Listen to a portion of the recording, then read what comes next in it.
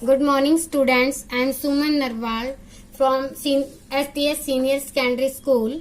Today we start the topic adding manure and fertilizers. Okay, we have started the topic basic practices of crop production. In this we already discussed about the preparation of soil and sowing.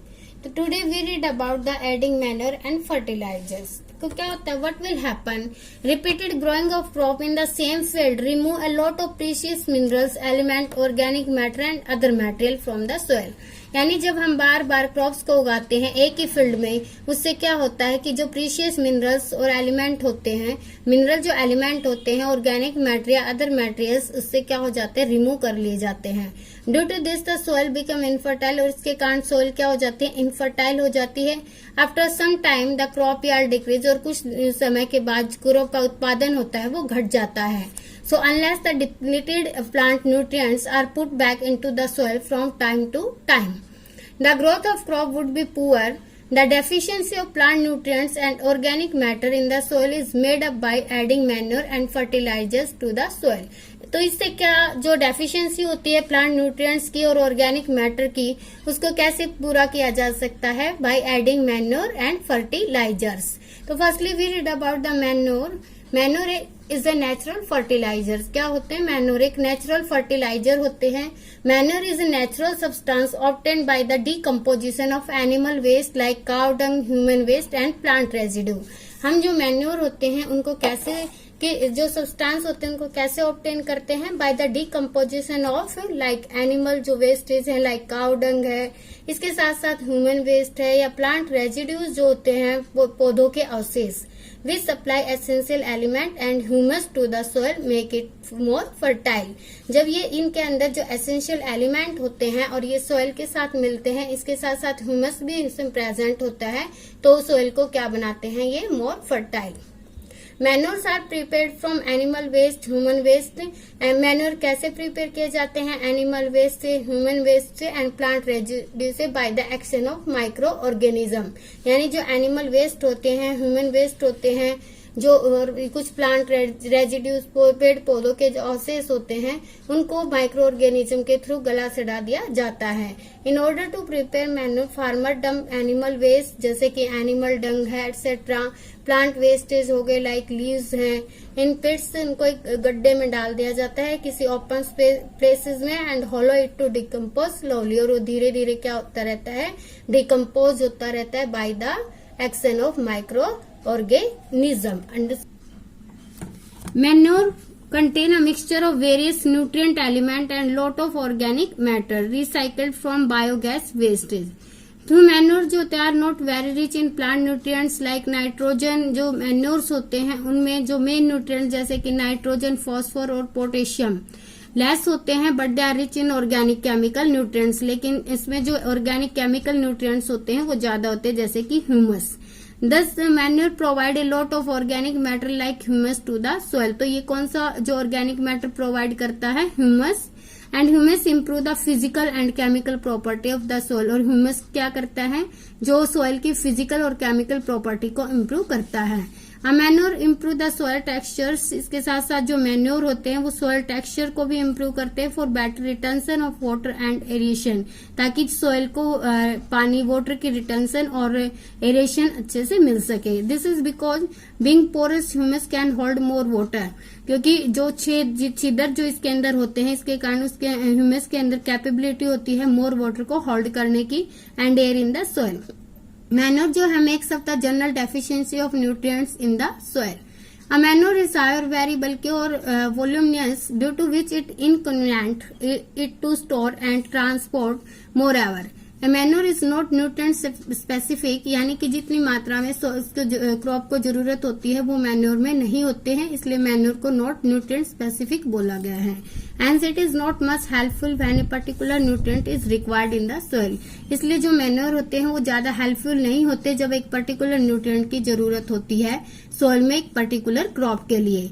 तो now we read about the on the other hand is a nutrient specific. अब कुछ nutrient जो है specific होते हैं, we read about this. तो वो कौन सा न्यूट्रिएंट है, this is the chemical fertilisers. Manure are not able to supply the required quantity of essential plant nutrients like nitrogen, phosphorus और पोटेशियम। आपको पता है कि मैन्योर्स में जो ये न्यूट्रिएंट्स है जैसे कि नाइट्रोजन, फॉस्फोरस और पोटेशियम की कमी होती है। So they are supplemented with chemical fertilizers. तो इनकी कमी को पूरा कैसे किया जाता है? With the help of the chemical fertilizers. जो केमिकल फर्टिलाइजर्स होते हैं इज साल्ट और एन ऑर्गेनिक कंपाउंड। क्या होते हैं ये? साल्ट और ऑर्गेनिक कंपाउंड होते हैं containing the necessary plant nutrient, जो कि क्या कंटेन करते हैं? Necessary plant nutrients like nitrogen, phosphorus और पोटेशियम, जिसकी वजह से जो सॉइल होती है वो काफी फर्टाइल होती है। Chemical fertilisers is rich in particular plant nutrient जैसे कि नाइट्रोजन है, फॉस्फोरस और पोटेशियम है। कुछ एग्जाम्पल हैं फर्टिलाइजर्स के हैं, वो क्या है? Urea, ammonium sulphate, super phosphate, potash and NPK. N means nitrogen, P means phosphorus and K means potassium. तो जो केमिकल फर्टिलाइजर्स हैं आर न्यूट्रिएंट स्पेसिफिक हैं। This means the chemical fertilisers can provide only nitrogen, only phosphorus और only potassium to the soil are required. जो chemical fertilizers होते हैं have plant nutrient in concentrated form, so they provide quick replacement of plant nutrient in the soil. क्योंकि ये क्या होते हैं? They have plant nutrient concentrated form में होते हैं, इसलिए इनका असर बहुत जल्दी दिखाई देता है। जो ये प्लांट न्यूट्रिएंट्स की रिप्लेसमेंट सोइल में बहुत जल्दी हो जाती है एंड रिस्टोर, और इसकी फर्टिलिटी को भी रिस्टोर कर लेती है। केमिकल फर्टिलाइजर्स जो होते हैं have high solubility of water, पानी में बहुत जल्दी घुल जाते हैं। So they are easily absorb by the plants, इसलिए ये जो प्लांट्स के थ्रू इजिली एब्जॉर्ब कर लिए जाते हैं। केमिकल फर्टिलाइजर्स फैक्ट्री में बनाए जाते हैं। केमिकल जो फर्टिलाइजर्स होते हैं इनको ट्रांसपोर्ट, स्टोर, हैंडल करना इजी होता है। Okay, because they come in bags. ऐसा क्यों होता है? क्योंकि ये बैग्स में आते हैं। जो केमिकल फर्टिलाइजर्स होते हैं एब्जॉर्ब मॉइस्चर वेरी क्विकली, इसके साथ साथ ये क्या करते हैं? मॉइस्चर को बहुत जल्दी एब्जॉर्ब कर लेते हैं, इसलिए इनको एयर टाइट बैग में पैक किया जाता है। Chemical fertilisers can be applied before sowing, during irrigation और स्प्रेड ऑन स्टैंडिंग क्रॉप्स। कब कब हम इनका यूज कर सकते हैं? यानी कि बीजों को उगाने से पहले, इरिगेशन के दौरान भी हम इनका यूज कर सकते हैं, और स्प्रेड ऑन स्टैंडिंग, खड़ी हुई क्रॉप में भी इनका यूज किया जाता है। जो यूज है फर्टिलाइजर्स का has help the farmer to get better yield of crops. Fertilisers के यूज से फार्मर को एक अच्छा उत्पादन मिल जाता है, जैसे कि wheat, paddy and maize. Crop of किसका उत्पादन ज्यादा हो सकता है? वीट का भी हो सकता है, इसके साथ साथ पैडी, राइस का भी हो सकता है, and maize etcetera. Excessive use of fertilisers is harmful due to the following reason. तो ये तो थी एडवांटेजेस की केमिकल फर्टिलाइजर्स की हमारी सोइल के लिए क्या क्या एडवांटेज हैं कि कितनी क्विकली जो है वो न्यूट्रिएंट्स को रिप्लेसमेंट करता है। तो इसके साथ साथ इसके कुछ हार्मफुल इफेक्ट भी हैं। Now we read about this. The excessive use of fertilisers is harmful due to the following reason. First one, the excessive use of fertilisers change the chemical nature of the soil. इससे क्या होता है कि जब हम ज्यादा मात्रा में इनका यूज करते हैं तो जो केमिकल नेचर है सोइल का वो क्या हो जाता है? चेंज हो जाता है and make the soil less fertile, और क्या हो जाती है? सोइल लेस फर्टाइल हो जाती है। For example, the excessive use of fertilisers can make the soil highly acidic और एल्कलाइन। जब हम ज्यादा मात्रा में इसका यूज करते हैं तो सोइल क्या हो जाती है? हाईली एसिडिक हो जाती है, और हाईली एसिडिक और alkaline soil become less fertile, और वो क्या हो जाती है? लेस, कम फर्टाइल, कम, उसका उपजाऊपन जो होता है वो कम हो जाता है। Okay, excessive use of fertilisers cause water pollution in ponds, lake and river etcetera. इसके साथ साथ एक्सेसिव यूज है फर्टिलाइजर्स का किसका कारण बनता है? वाटर पॉल्यूशन का, जिसके कारण पॉन्ड, लेक्स एंड रिवर के वाटर पॉल्यूशन हो जाता है। In order to maintain the fertility of soil, we should substitute some of the fertilizers by organic manure or leave the field fallow uncultivated in between two crops. When a field is kept uncultivated for some time, its fertility is restored naturally. यानी हमें क्या करना चाहिए? ज्यादा fertilisers का use नहीं करना चाहिए। इसके लिए हमें एक और मेथड है। हम क्या कर सकते हैं कि फील्ड को या तो हम इन बिटवीन टू क्रॉप, या तो उसका क्रॉप रोटेशन होना चाहिए, बार फसल को अदल बदल करके बोना चाहिए, या फिर हमें उस फील्ड को कुछ टाइम के लिए खाली छोड़ देना चाहिए। ओके, जिससे इसकी जो फर्टिलिटी है वो रिस्टोर रहती है, नेचुरली ही उसके अंदर रिस्टोर्ड रहती है। Okay, Now we see this activity. In this activity we take 3 empty flower pot और इस पर हमने क्या मार्क किया, A, B and C. एक में तो सिर्फ हमने सॉइल ली, सेकंड में हमने सॉइल के साथ मैन्योर को मिक्स किया और थर्ड में हमने क्या मिक्स किया, फर्टिलाइजर्स. अब हम क्या देखते हैं कि जैसे इसमें टेक सम मूंग और जर्म सीड, जो भी है आप इसके अंदर उगाते हैं, इस इक्वल साइज की जो सीडलिंग है मूंग और जर्म की, वो हम देखते हैं. Plant this seedling in each of 3 flower pot. Keep in flower pot in sunny place and water them daily. आप इन तीनों को ही सनी प्लेस पर रखोगे और तीनों को इक्वल मात्रा में पानी दोगे. लेकिन what will you observe?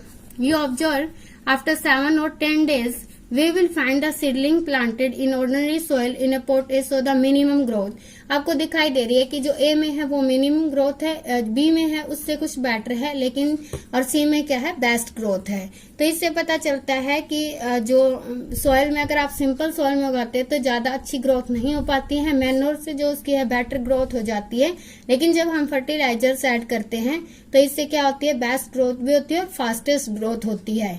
तो फ्रॉम दिस एक्टिविटी हमें क्या कंक्लूड किया, that manure and fertilisers help the plants to grow better and faster.